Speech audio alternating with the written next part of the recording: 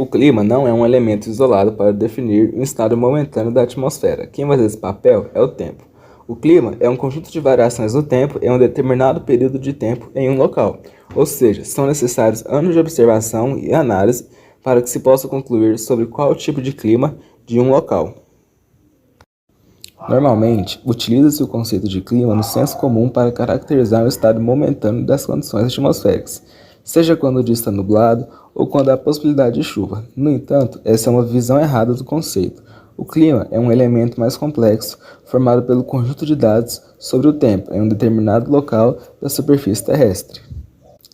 Tanto o tempo como o clima são baseados em alguns elementos centrais, sendo eles a temperatura, a insolação, a pressão atmosférica, os ventos, a umidade do ar e ainda as precipitações. Dentro do território brasileiro, podem ser encontrados inúmeros tipos de climas. Isso ocorre por causa da sua alta extensão geográfica, com 8,5 milhões de quilômetros quadrados. Existe uma grande variedade no formato dos terrenos. Na prática, cada região do país possui algumas peculiaridades. Clima litorâneo úmido, localização e aspectos gerais. O clima litorâneo úmido ocorre em grande parte do litoral brasileiro, desde o Rio Grande do Norte até o estado de São Paulo. Em grande parte do ano, este tipo de clima é significativamente influenciado pela massa de ar tropical atlântica, úmida e quente. Apenas no inverno que ocorre a chegada da massa de ar polar atlântica, fria e úmida, causando uma frente fria que pode durar semanas, principalmente nas regiões do litoral sul e sudeste. Características principais: verão chuvoso e inverno com poucas chuvas. Clima úmido e quente. Índice pluviométrico, quantidade de chuvas elevada, apresentando média de 2.000 milímetros por ano. As chuvas ocorrem com mais intensidade, embora sejam bem distribuídas durante o ano, entre os meses de dezembro e maio. Temperatura média anual de 23 graus. A variação térmica durante o ano é pequena.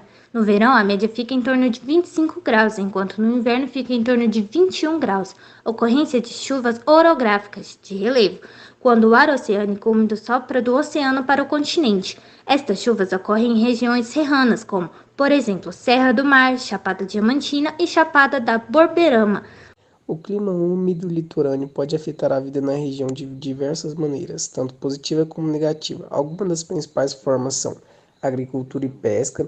A grande disponibilidade de águas e temperaturas moderadas favorecem o desenvolvimento da agricultura e pesca, que são atividades econômicas importantes nas regiões costeiras.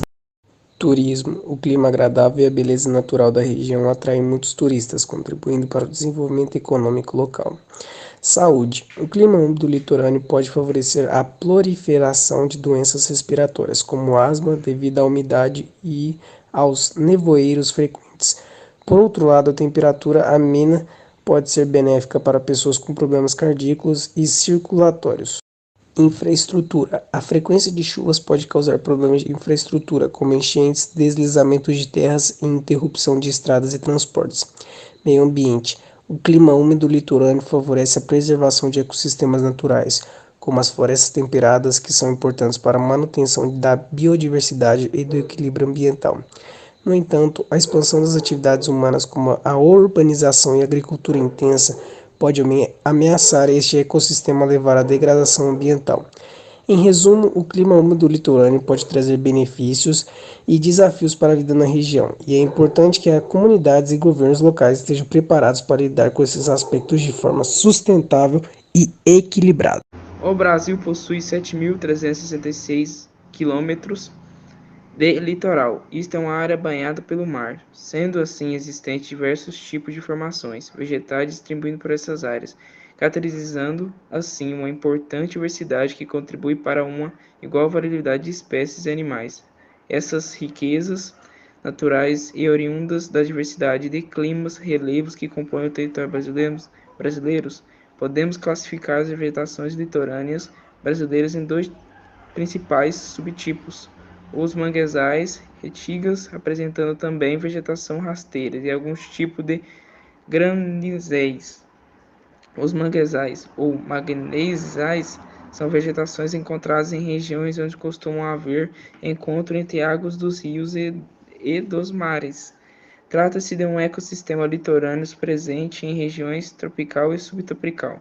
No Brasil, a área dos manguezais está estimada em 25 mil km², o equivalente a 12% de todo o mangue existente no mundo. Eles distribuem-se por praticamente toda a zona litorânea, desde o Oiapoque, no Amapá até Laguna, em Santa Catarina.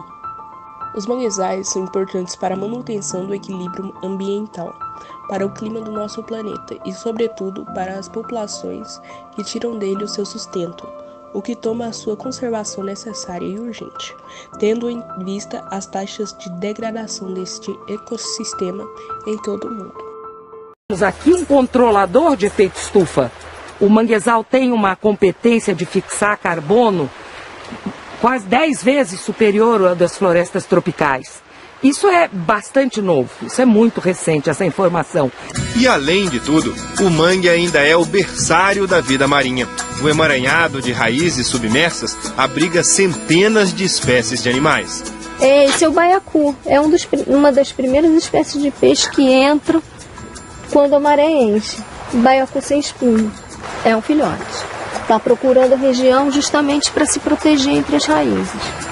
A pesca costeira depende muito dessa proteção. Aqui na região de Cananéia, a pesca é a principal atividade econômica. Um lugar onde a profissão de pescador ainda passa de pai para filho. Dessas águas, saem 70% de tudo que é pescado no litoral de São Paulo. E de acordo com especialistas, essa grande quantidade de peixes é resultado direto da conservação dos manguezais.